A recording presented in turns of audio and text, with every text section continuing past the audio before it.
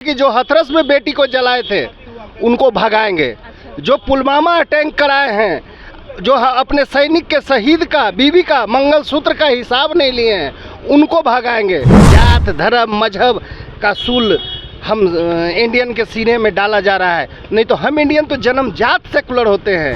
मंदिर तोड़ो मस्जिद तोड़ो ये तो बात मजाक की, दिल किसी का मत तोड़ो यही घर खास खुदा की। इंडिया गठबंधन न बेरोजगारी पर बोलते हैं, न आपको महंगाई पर बोलते हैं, उनका तो सिर्फ एक वो मंदिर मस्जिद है। वो ऑक्सफोर्ड यूनिवर्सिटी से पढ़ के आया, वो क्या है राहुल गांधी इनके नज़रों में पप्पू है। आज जिनके डिग्री का पता नहीं है वो चाहे कोई हो। अडवाणी जी का दामाद कौन? मुसलमान। मुरली मनोहर जोशी का दामाद कौन? मुसलमान। न हिंदू खतरा में है न हिंदुस्तान खतरा में है। अगर खतरा में है तो ब्राह्मणवाद खतरा में है, सामाजिक न्याय खतरा में है। नमस्कार, मेरा नाम प्रीति है और अभी हमारी मौजूदगी जो है वो पटना के न्यू सचिवालय के समीप है और अभी हम जो है जनता के बीच हैं। जनता से पूछेंगे कि इस बार जो है क्या लगता है जनता का जो रुख है वो किस तरफ है। तो हमारी भी जनता है, उनसे पूछेंगे। पब्लिक है। क्या नाम हुआ बाबा आपका? अर्जुन यादव। लोकसभा चुनाव है, वोट दीजिएगा। क्या लगता है इस बार रुख किस तरफ है? इंडिया तरफ है। इंडिया गठबंधन, महागठबंधन। अच्छा, तीसरी पारी नहीं खेल पाएंगे मोदी जी? मोदी जी अभी फिसल गए। क्यों फिसल गए? काहे कि जितने वो वादा किया वो तो सब फेल कर गए। उनका वादा तो एकदम सफाया हो गया। कभी न बेरोजगारी पर बोलते हैं, न आपको महंगाई पर बोलते हैं, उनका तो सिर्फ एक वो मंदिर मस्जिद है। तो वो जब मोदी जी से बेरोजगारी के बारे में कहा जाता है बीजेपी को, तो बीजेपी कहती है हमने स्टार्टअप का नारा दिया है, आत्मनिर्भर भारत का नारा दिया है। क्या दिक्कत है? तो भूखे पेट निर्भर भारत करेगा। हैं? हम बोल रहे हैं कि नौकरी देने वाले बनो, नौकरी लेने वाले नहीं। ये तो गलत आप कर रहे हैं कि चाय कहती है, अरे चाय की दुकान खोलो, अचार को के रखो, वही नौकरी दिया। हाँ। वो तो काम उनका है। ये उसी चीज़ को तो हटा रहा है इंडिया, कह रहा है कि नहीं हमारे पास ये बेरोजगारी हम दूर करेंगे और महंगाई भी कम करेंगे। तो इंडिया गठबंधन पे भरोसा है आप? एकदम जीत रहा है। तो बिहार तो साफे क्लियर कर दिया, एकदम क्लियर। पिछले बार 40 में से 39 सीट थे, भाई अबरी तो एक मरते उनका साफे है, पूरा साफ हो जाएगा। अंकल हैं से पूछेंगे कि लोकसभा चुनाव है, दूसरे फेज का मतदान कल होने वाला है, क्या लगता है इस बार रुख जो है वो किधर रहेगा?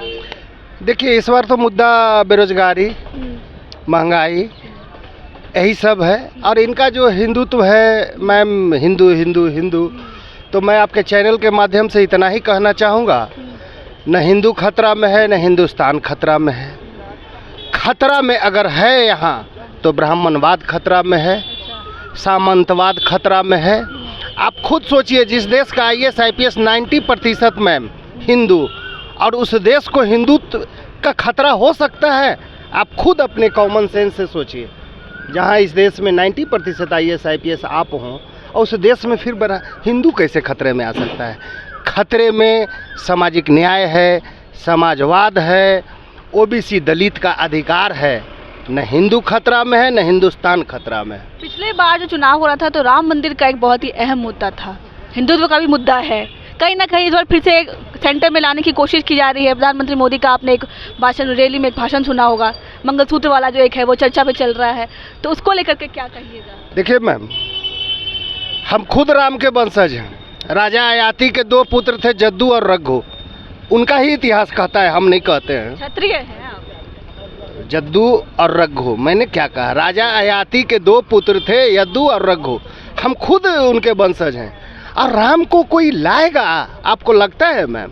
राम तो खुद सर्व जगह है, विराजमान है, हम में, आप में, उनमें। उनको लाने का कहाँ जरूरत है? यह सर्वव्यापी हैं। बीजेपी कह रही है जो राम को लाए थे हम उनको लाएंगे, और हम कह रहे हैं कि जो हाथरस में बेटी को जलाए थे उनको भगाएंगे। जो पुलवामा अटैक कराए हैं, जो अपने सैनिक के शहीद का बीवी का मंगलसूत्र का हिसाब नहीं लिए हैं उनको भगाएंगे। जो महंगाई लाए हैं उनको भगाएंगे। जो आज देश की हमारी खूबसूरती मिटा रहे हैं, धर्म मजहब कास्ट के नाम पे, ये हमारा हिंदुस्तान का जो खूबसूरती है यही था मैम। 50 किलोमीटर पे भाषा चेंज धर्म चेंज, मजहब चेंज, और इस खूबसूरती को मिटाने में जो लगे हुए हैं, मैं उनको भगाऊंगा। कहीं ना कहीं जनता की भी तो गलती होती है कि जब कोई नेता स्टेज पे भाषण दे रहा होता है तो उस पर हम तुरंत भड़क जाते हैं, तो कहीं ना कहीं हमारी भी गलती है। बड़ी अच्छी सवाल आप किए हैं। देखिए मैम, इस देश में कोई देश के लिए काम नहीं कर रहा है। बीजेपी के पास स्वर्ण वोट है, उनको घमंड है कि हम कुछ भी करें, स्वर्ण वोट मेरे पास है।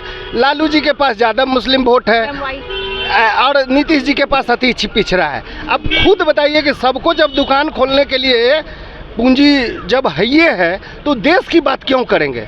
बीजेपी स्वर्ण की बात करेगा, ये पिछड़े की बात करेगा, वो अति पिछड़े का बात करेगा। देश से किसी को कोई मतलब नहीं है। अपनी गद्दी, अपना वोट किसी भी तरह थोड़ा सा बढ़ा लेना है, यही सच्चाई है। बीजेपी को आप स्वर्णों की पार्टी मानते? नहीं, मैं ऐसा नहीं कहा मैंने।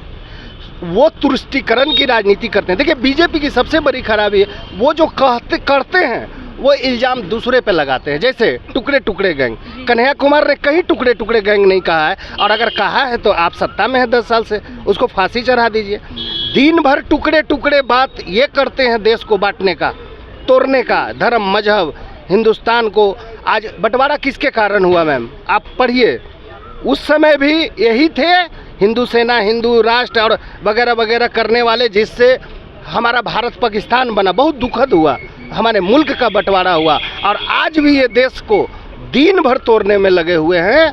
और टुकड़े टुकड़े कोई दूसरा नहीं कर रहा है, ये कर रहे हैं। रोज जात धर्म मजहब का सूल हम इंडियन के सीने में डाला जा रहा है। नहीं तो हम इंडियन तो जन्मजात सेकुलर होते हैं, विश्व बंधुत्व की बात करने वाले हम लोग होते हैं। हम कहाँ किसी जात से नफरत कर सकते हैं? हम अम्बेडकरवादी हैं, हम जाति विहीन समाज की कल्पना करते हैं, लेकिन सिर्फ हम ही त्याग करें, यह तो सही नहीं है मैम। अच्छा, लगता है कि भारत जो है वो जाति की राजनीति और धर्म की राजनीति से ऊपर उठ सकेगा? क्योंकि कहीं ना कहीं लगता है कि जाल में हम सब फंस चुके हैं। नहीं, बिल्कुल नहीं। आज जितना प्रयास करने के बावजूद भी बीजेपी का ग्रोथ रेट आप देखेंगे तो 30%, उनकी वोट 70%, तो उनके ही वोट से दावे से यह सिद्ध हो चुका है कि हम इंडियन जन्मजात सेकुलर हैं, जन्मजात कॉमनल कभी नहीं है। हम विश्व कुटुंब, विश्व हमारा परिवार है, हम ये नारा दे। हम तो अम्बेडकरवादी हैं। अम्बेडकर ने जाति विहीन समाज की स्थापना चाहा था, लेकिन लड़ाई हम लोग का ये है कि सुलभ शौचालय से लेकर सुप्रीम कोर्ट तक सिर्फ आप रहेंगे,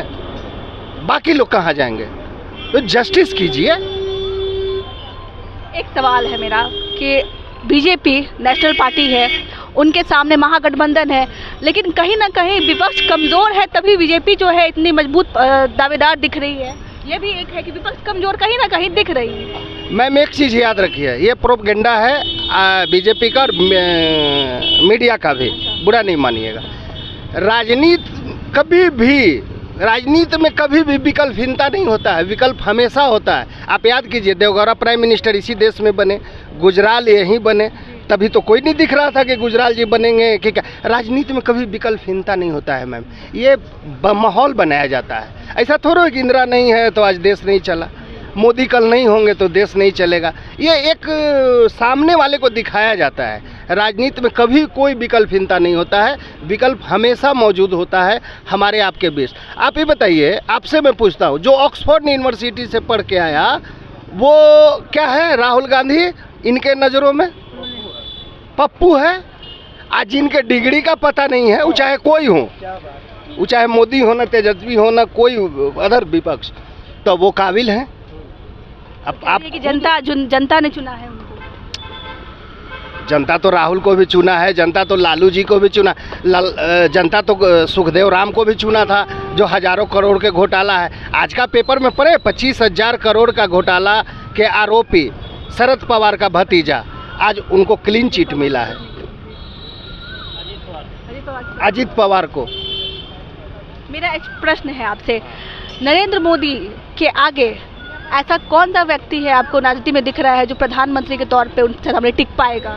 ये जनता उनको चुनेगी। अभी हम बोले हैं, राजनीति में कोई विकल्पहीनता नहीं होता है, और उनसे लाख अभी कौन वर्तमान में कौन दिख रहा है? अरे इस देश कभी वीर से विहीन हुआ है मैम। आपको अगर शपथ करा दिया जाए तो आप नहीं चला लीजिएगा, कौन नहीं चला लेगा? उनके पास 10 सेक्रेटरी होते हैं, IAS होते हैं, IPS होते हैं, उनको राय देने वाले लोग होते हैं। और राहुल में क्या बुराई है? हमको तो नहीं लगता है। वही मैं पूछ रही थी, ऑक्सफोर्ड कौन है? एकदम है, राहुल जी बन सकते हैं। ऑक्सफोर्ड यूनिवर्सिटी से पढ़ के जो आया है, इतना तो बेवकूफ़ नहीं हो सकता है। आपके पप्पू कह देने से वो पप्पू तो नहीं हो जाएगा। राहुल गांधी के पीछे एक बहुत ही मजबूत बैकग्राउंड, पॉलिटिकल बैकग्राउंड था।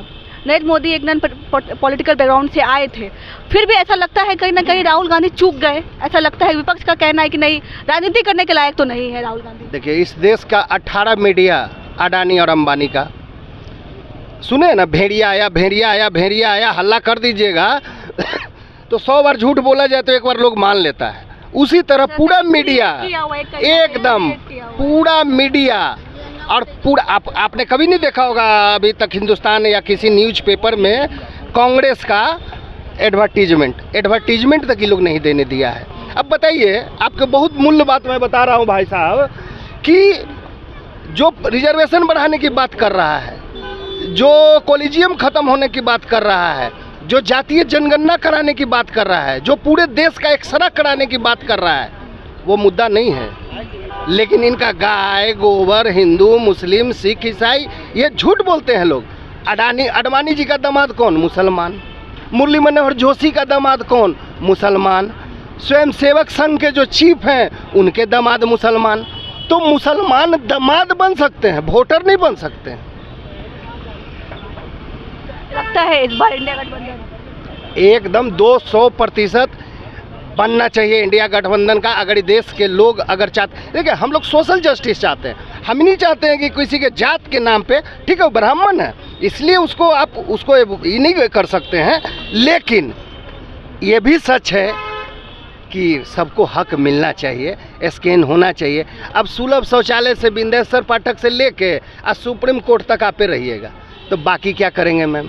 मेरे देशवासियों, यह बात याद रखना, मंदिर तोड़ो मस्जिद तोड़ो ये तो बात मजाक की, दिल किसी का मत तोड़ो यही घर खास खुदा की। और आज चुनाव का वक्त है, फिर मैं कहूँगा, न हिंदू खतरा में है न हिंदुस्तान खतरा में है।